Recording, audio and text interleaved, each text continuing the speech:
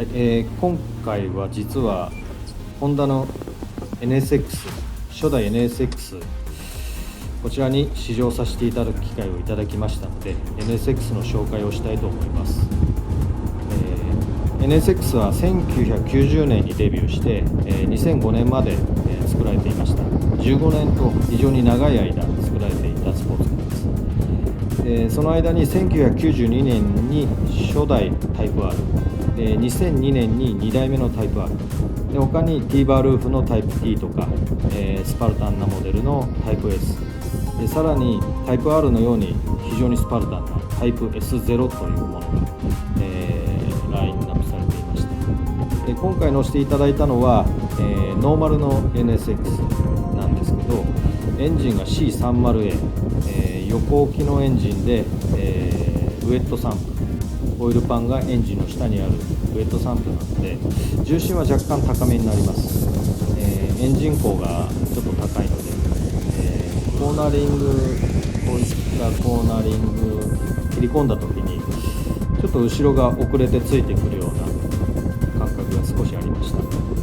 でそのエンジンは3リッターの V6DOHC VTEC エンジンで、同じホンダのレジェンドの SOHC エンジンをベースとしていました。で当時ライバルはターボ車ばかりの中で、日産が GTR、 トヨタがスープラ、三菱が GTO、 マツダが RX7、どれもホンダも NSX もそうなんですけど全て280馬力規制というものがあったので、カタログスペックとしては全て280馬力以内には収まってはいたんですけど、実質ターボ車勢は300馬力オーバーでした。でそんな中で NSX は、ターボパワーに頼らず NA ノーマルアスピレーションこれにこだわって、車を作っていました。で他社はそのターボ化でパワーを上げることで、パワーウェイトレシオを、上げようと、車を作っていました。パワーウェイトレシオっていうのは、馬力あたりの重量、つまり加速力、これですね。でそれに対してホンダはパワーウェイトレシオではなくてホンダ独自の考え方で、ホイールベースウェイトレシオっていうものを、これを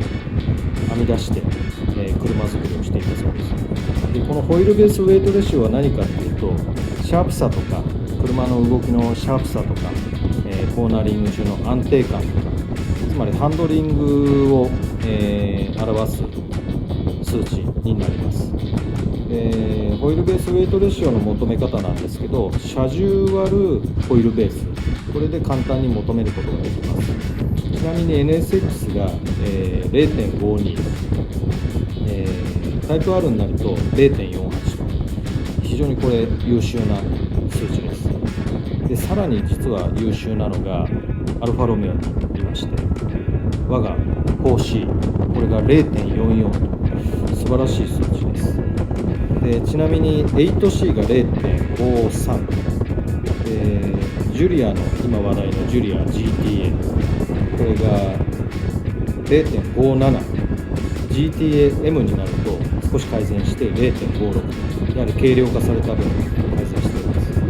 す。ですごいのが、156の GTA これがなんと 0.54 とジュリアの GTA よりもハンドリングがいいということが、数値として現れます。でもっと面白いのが147の GTA これ156より車重が軽くてホイールベースが短いと。でこの数値が実は 156GTA と同じ 0.54 になります。やはりハンドリングマシンとしてアルファロメオハンドリングの良さこれを表しているのかなと思います。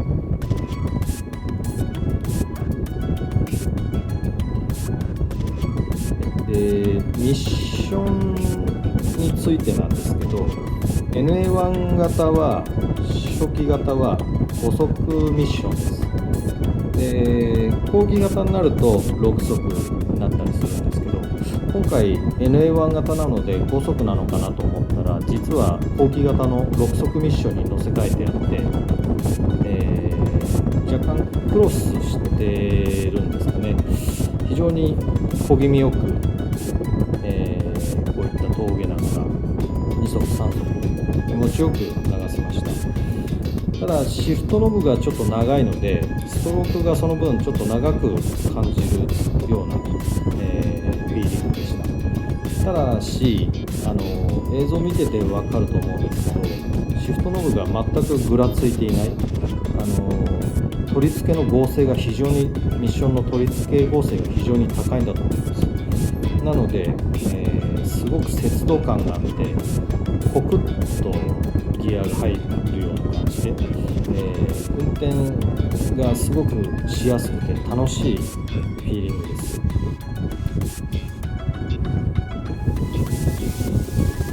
通常こういうコーナーリングでミッションがよく動くんですよね。取り付けの剛性がちょっと弱いミッションとかだとブッシュがよれて、グラグラしたりするんですけど、全く動いてない、飾りのようにミッションが動いていないのが分かると思います。で続いてボディについてなんですけど、ボディはご存知オールアルミモノコックボディになります。でこのオールアルミモノコックボディっていうのが、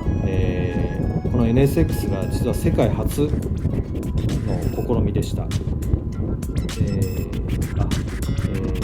れが小佐付け地蔵になります。ここで折り返します。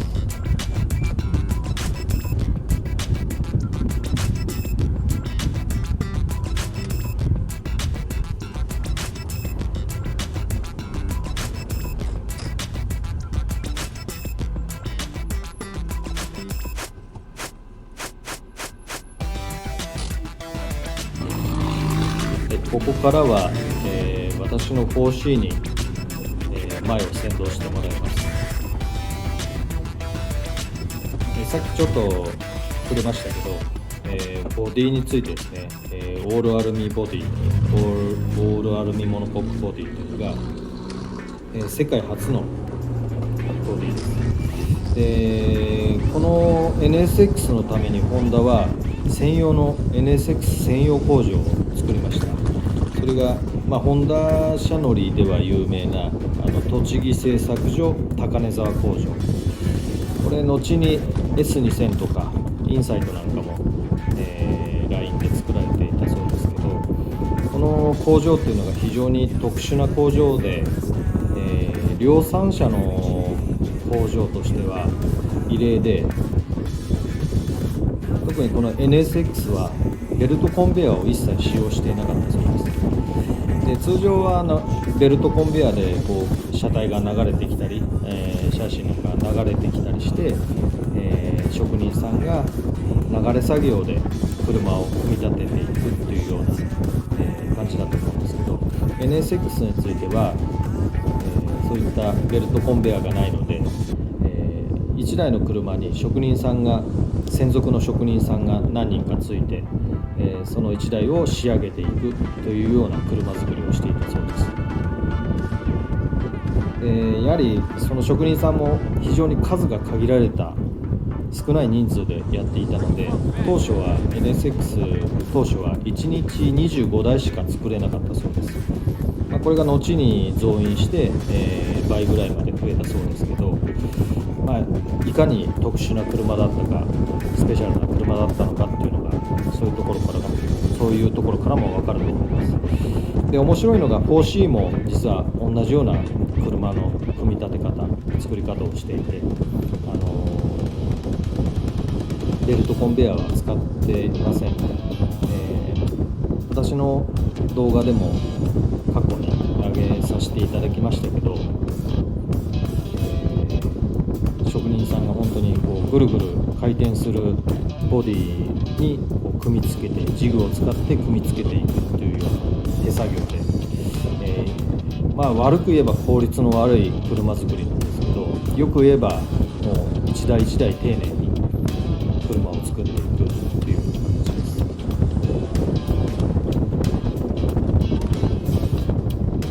NSX の話に戻りまして、NSX の特徴としてまず視界が非常に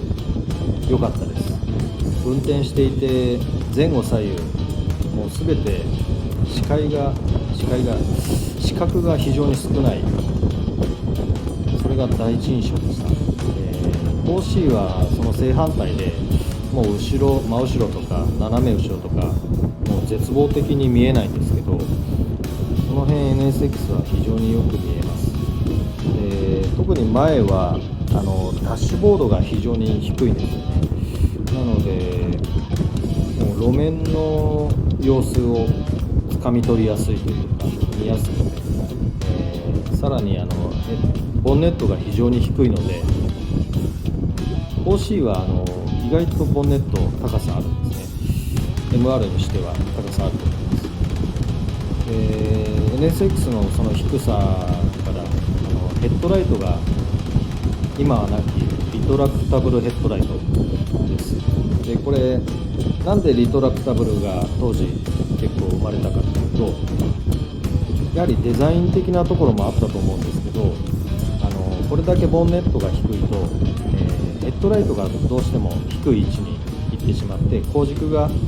かなり下に行ってしまいます。そうすると、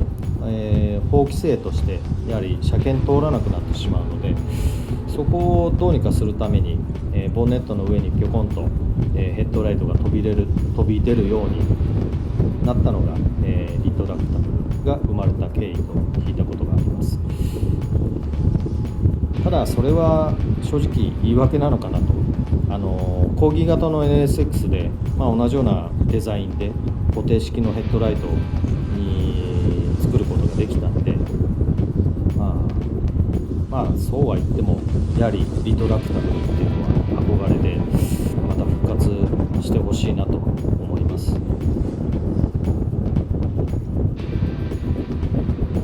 で、ホイールベースウェイトレシオの話にちょっと戻ると、CRX、ハンドリングの鋭さで定評のあった CRX、 これがどれだけの数値かっていうと、0.37 計算すると 0.37 ととんでもない数値を、やはりその数値がハンドリングを表していると思います。でちなみにインテグラのタイプ R、 これもすごくて 0.41 という、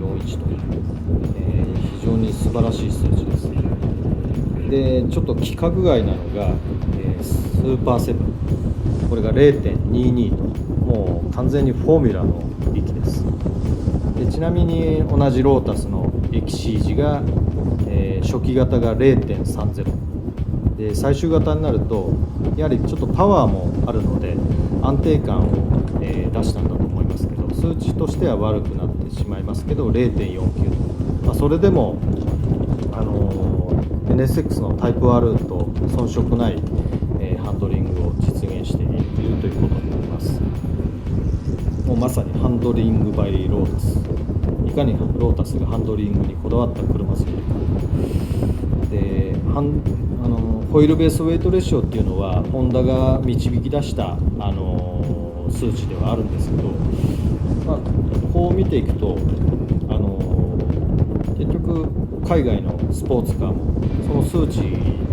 ハンドリングを表すことができるかなということが分かりました。